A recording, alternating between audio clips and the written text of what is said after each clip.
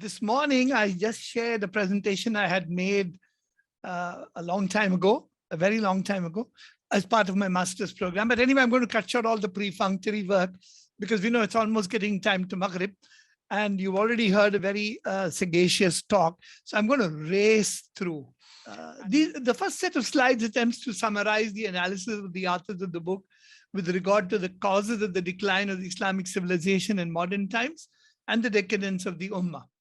From the dawn of Quranic revelation to Prophet Muhammad, peace be upon him, the Islamic community has faced immense challenges and conspiracies manifested by direct military aggression, unrelenting psychological, economic warfare, etc. Earlier, diverse opponents, pagan and heretic, Persian and Roman, among others, sought to trample the Ummah and to check its advance. Thanks to divine providence, however, the Ummah always emerged from these trials physically and spiritually stronger and more viable. Still, these enemies were unable to achieve an overall victory, one that could completely sweep away the Ummah's faith and its resolve. After many attempts, the desired objective floundered. These enemies sat down and investigated what exactly should be done now to get the better of these guys, the Muslims. And then they started to work on weakening the Ummah. This is what the authors assert. The adversaries concluded that the strength of the Ummah stemmed from its religion and its aqaid. Therefore, they launched an extensive campaign to weaken the Ummah's commitment and attachment to its deen. This was the beginning of what we will call the intellectual incursion. Because earlier to now, they tried the battlefield and the military incursions, and they did not succeed, as we all know from history. But then they started what we will call the intellectual incursion. And this intellectual incursion eventually proved very disastrous for the Ummah. During the age of European Renaissance, the intellectual incursion began to assume new dimensions, and it became more systematic, all-embracing, and sophisticated.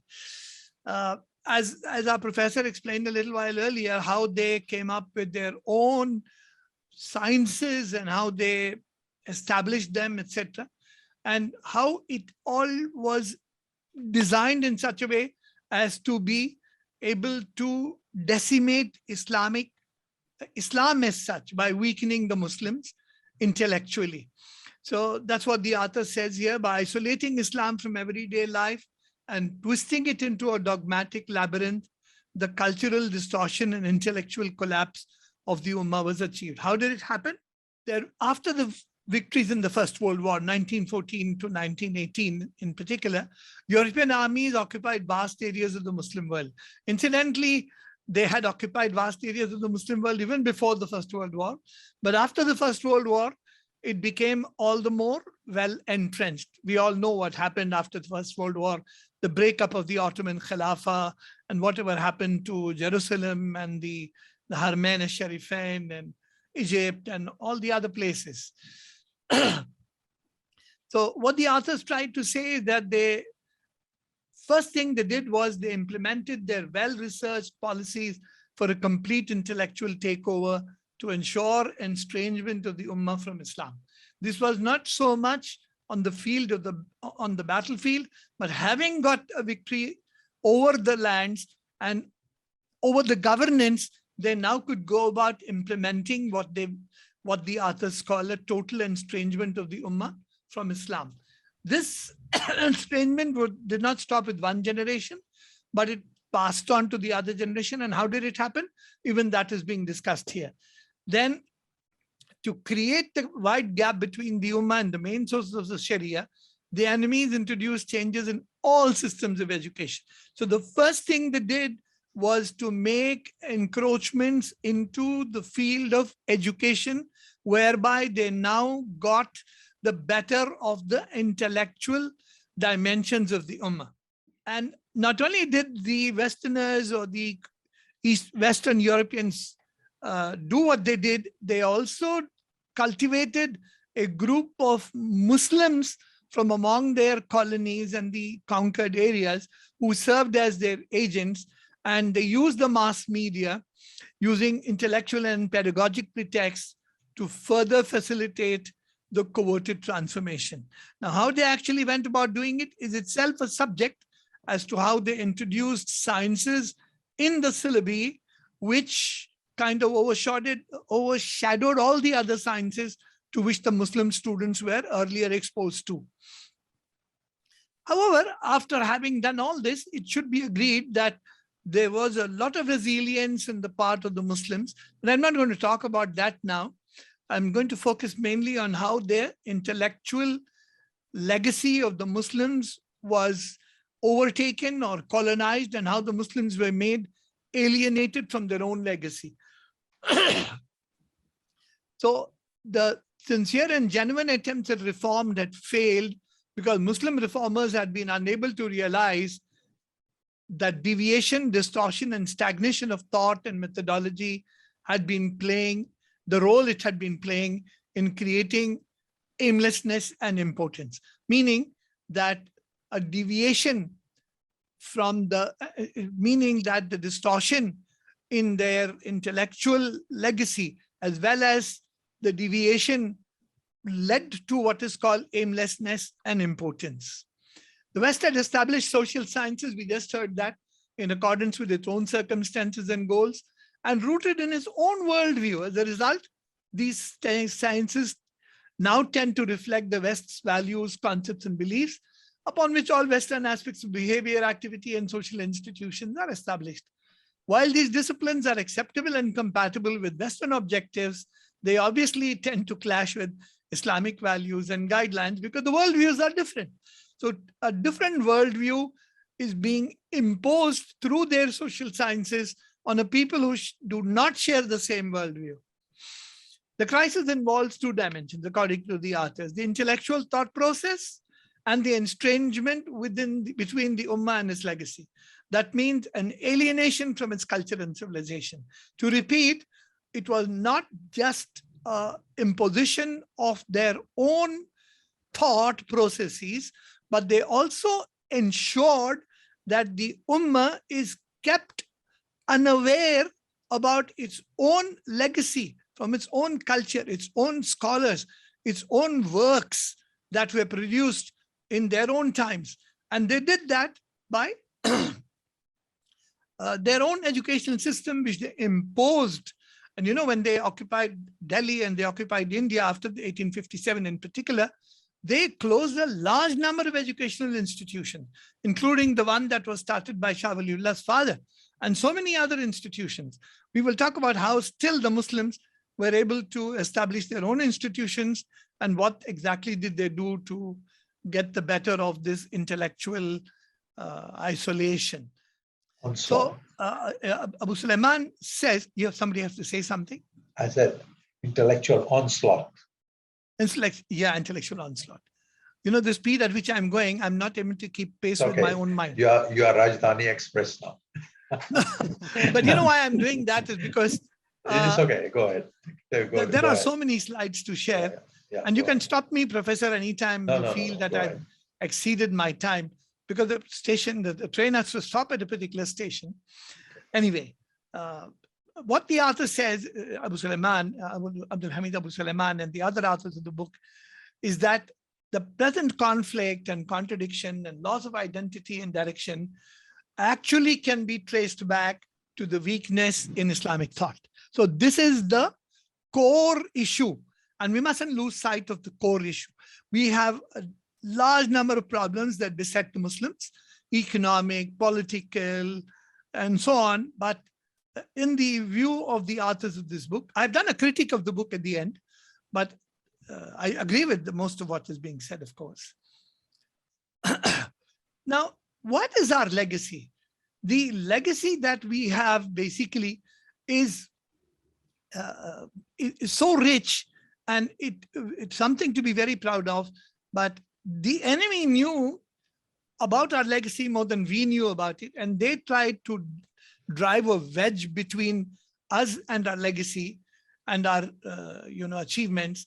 And all that we are left with is to talk about Islam's great achievements as, historical achievements. Even I've been a student of history, and after reviewing this presentation, I really tend to believe that we gloat over our achievements in history, how we defeated the Crusaders, how Muhammad Fateh conquered Constantinople, and how Aurangzeb defeated the Marathas, and how the Muslims won over the in the Third Battle of Panipat, and so on and so forth. But neglecting the losses in the field of intellectual thought, or in the field of thought, makes us mere fossils of a bygone age, recalled, if at all, to muster nostalgic feelings or an ineffectual sense of pride. And we all do this. You know what happened? Tipu Sultan, he defeated the British in all these battles. So this gives us a kind of vicarious pleasure, but nothing beyond that. And the legacy of Islam to many no longer presents basis for dynamic creativity. We look back upon history merely to feel a sense of pride and nothing more. The Ummah must be very well said. Yes. The Ummah must be united under the aegis of its legacy, that the legacy should be viewed as a viable and dynamic force. Now, the legacy here does not mean the conquests we made. It does not mean the kind of enemies we defeated, or the civil wars in which one group prevailed over the other. But the legacy should be the intellectual legacy of the Muslims. And I'm going to skip quite a bit of this because it's all somewhat restating whatever. Then the scholars, the writers discuss the malaise of the Ummah. The malaise here is not M-A-L-A-Y-S, it's M-A-L-A-I-E-S-C. So no offense meant to the malaise. The following series of slides are a summary of what the authors believe are the main malaise of the Ummah. They say that the Ummah of Islam stands at present at the lowest rung of the ladder of nations. I recollect having read about Mahathir Mohamad. He said that at no point in history have the Muslims ever been shamed as we are now. We'll talk about that later. In this century, no other nation has been subject. Now, this is the irony, believe it or not. We have been subject to humiliation, massacres. We've been double-crossed, we've been colonized, we've been exploited, we've been proselytized, we've been forced to bribe into conversions to other faiths. We were secularized, westernized, de-Islamized. And even though we were victims of injustice and aggression on every kind, in spite of that, we are vilified and denigrated in representations in all the nations. They enjoyed the worst possible, they means the Muslim Ummah, enjoys the worst possible image in the contemporary world. And who doesn't know about this? Muslims are the objects of hatred, contempt, etc., etc. The Muslim world is known only for its inner strife and division, its turbulence and self-contradictions, its wars and threats to world peace, its excessive wealth and excessive poverty, its famines and epidemics. In the minds of people everywhere, the Muslim world is the sick man of the world, and the whole world is then led to think that at the root of these evils stands the religion of Islam. According to the authors, I've actually culled this from a later section of the book, the appearance of the Islamic scene of intruding nations with a heritage of civilization and learning created new cultural and religious challenges for the Ummah. That is when the Westerners came in. Due to the cloudiness of Islamic vision, the new challenges were met by what they call sophistry that was alien to the Islamic faith. This alien sophistry, quote unquote, was responsible for the ensuing philosophizing about the nature of divinity, the attributes of Allah, destiny, and the causal concept of existence. Each one of these points really needs a lot of elaboration, but I'm speaking to doctoral students, and they, I'm sure, like we say in Urdu, aqalmand ko ishara kafi hai, al-ishara kafi lil-labib. Lil-labib, yeah, I think so. Such philosophizing was alien to Islamic belief, which is characterized by its simple presentation of the facts of life as given by revelation in a way feasible for the human mind to comprehend. Now, the irony of the malaise is the inexorable fact that the Ummah numbers over 1 billion people, that its territories are among the most vast and the richest, and its potential in human, material, and geopolitical resources are the greatest, make the defeat humiliation, and the misrepresentation of Muslims, not just intolerable, also inexplicable. How do you explain this?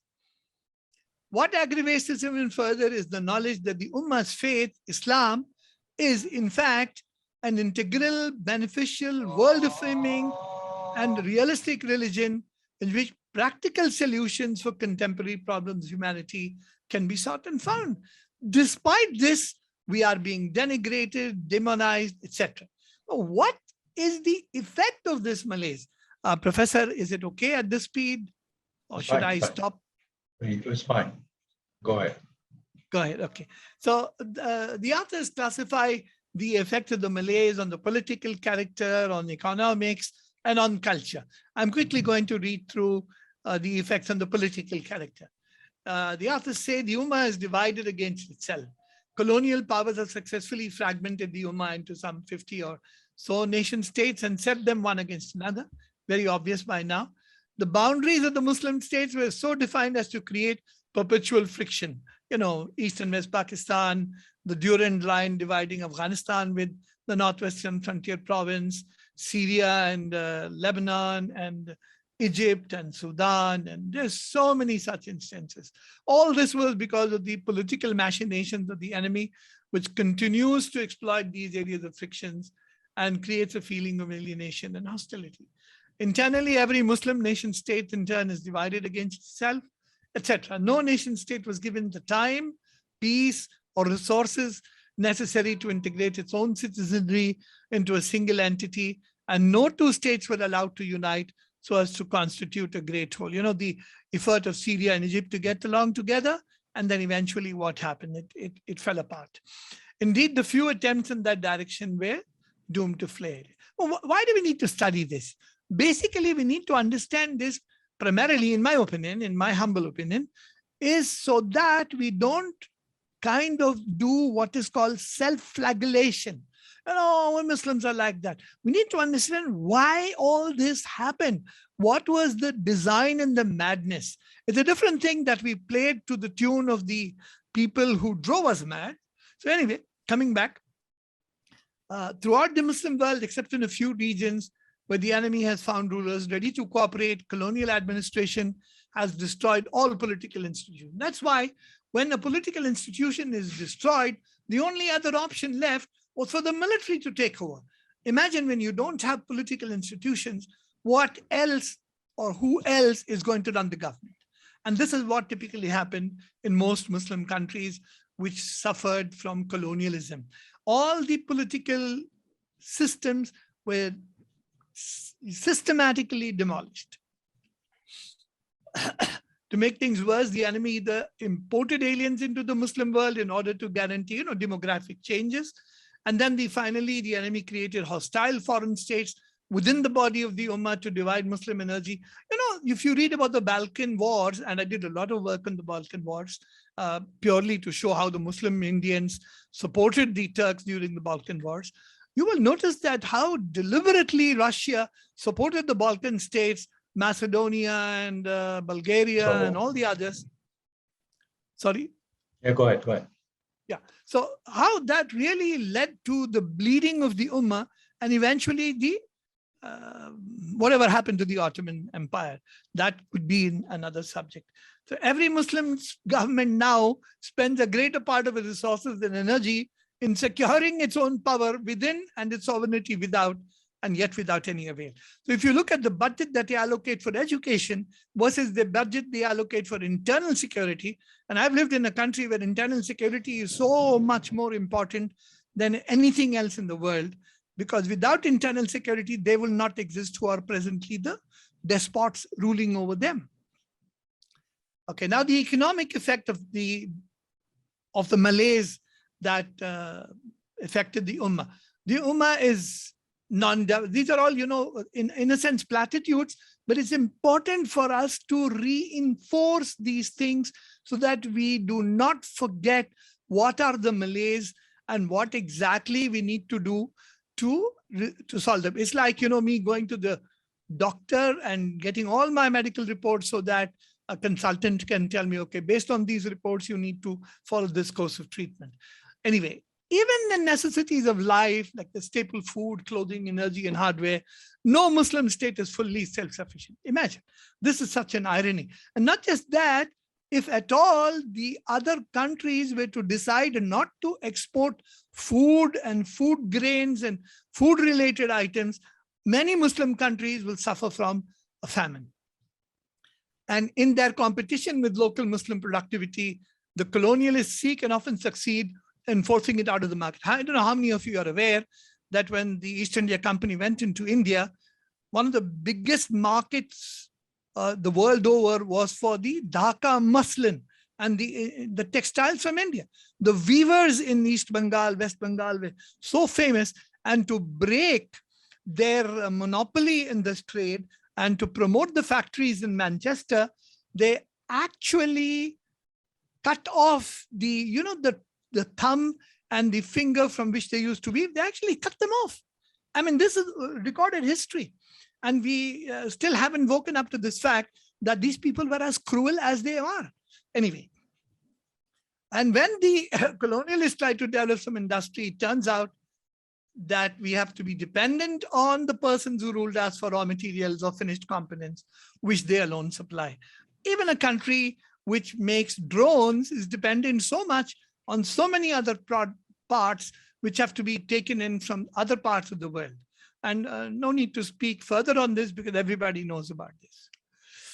This is on again continuing about the Malaise and how it affected the economic character. The main point which the authors are trying to highlight is that this malaise that the Muslims are suffering from, that is the decadence in the intellectual and the economic and the agricultural and in all the other fields, what is the effects of it? So much so that even when it comes to what we call development of agriculture, we still fall behind. And this is an absolute must if the Muslim world has to be, I went to a shrimp farm in a place close to Jeddah on the Red Sea coast. I was doing a website for them because in my earlier incarnation, we Indians, we believe in reincarnation. So in my earlier incarnation, I was into information technology. I spent 33 years, and then I was reborn into academy. So I went to that shrimp farm. I was amazed at the size, 50 kilometers on the Red Sea and 50 kilometers deep.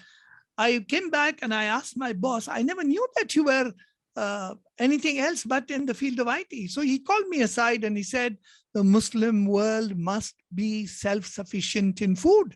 That is vision. And I was amazed. And it's from a Saudi. Mind you, we demonize them and lampoon them. Anyway, the cultural effect of the Malaise is that this decline led to illiteracy, ignorance, superstition, and this superstition and this dogmatism later on led to people becoming, taking recourse to fundamentalists and taking what we will call shelter in, in religion as such, without thinking about it. Unwittingly, he took Westernization, lured by the successful example of the West, and promoted by his Eastern and Westernized this thing. Another aspect of the cultural effects, he talks about the Westernized Muslims now, and here is where the people like you and I and so many others in university and academy are being under the scanner. Westernized Muslim leaders did not grasp the fact that their programs would sooner or later undermine the very foundations of the faith and culture of their subjects. The connection between the manifestations of Western productivity and power and the Western views on God and man, on life, nature, the world, and on time and history was too subtle for Muslim leaders then to grasp. And I think even now, a secular system of education was built that taught Western values and methods. Soon graduates who were ignorant of the Islamic legacy began to pour into society. I would request you to give special attention to these next few points because they resonate with all of us. At least it resonates with me. The new graduates became suspicious of the majority of the guardians of the legacy, the ulama, who were dogmatists, legalists, literalists, and according to them, who failed to distinguish between those juristic verdicts, ahkam of the Quran and Sunnah, that could not be discarded or dismissed, and those matters that are open to creative exercise of judgment. I don't know how many years of my life I lived lampooning the ulama. I don't do that now. The graduates' suspicion of the guardians of the legacy increased, and the gap began to develop within the ranks of the Ummah. And this is a very valid point, whether we like to agree to it or not.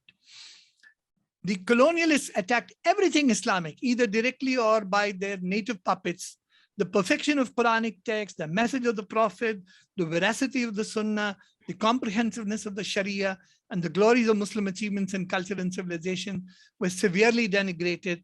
None of them were spared. In this context, I went to meet Mustafa Azmi, and then he was not there, so I met his son. He did a remarkable work in trying to prove not only the authenticity of the hadith, but his last work before he passed away was to prove, and he went and collected 17 different manuscripts of the Quran from the 1st century Hijrah, which were carbon dated, and he compared all the 17 manuscripts and proved that for minor diacritical marks, all these 17 manuscripts found in different parts of the world, they all agreed with each other, which is an absolutely great achievement when you compare it with parchments of the Old Testament, etc. You know, this aspect of our legacy about the authenticity of the Sharia, authenticity of the Hadith, and the scholars who worked on proving that, this we were all kept away from. None of us have heard about Mustafa Azmi, even Sayyid Sulaiman Nadwi and Allama Shibli. And that's exactly why I spend a lot of time researching these works, because that is our legacy. Our legacy is not Tipu Sultan and Aurangzeb and the others. They also give us a sense of pride, and they also make us feel proud. But the real legacy is the legacy of our scholars. The purpose of the colonialists was to inject doubt into the Muslim's confidence in himself, in his ummah, and his faith, and his ancestors. The colonialists and their stooges, quote, this is a very important point, filled the Muslims' daily life with media products that promoted Western culture. Those who completed their self-westernization stood out more oddly against the Muslim environment and background. The integrity of Islamic culture and the unity of Islamic style of life is shattered in their own persons, in their thoughts and actions, in their homes and families. Who? These stooges. Instead of raising themselves from the debasement to the heights of virtue and societal efficacy envisaged by them, for them by Islam. Who?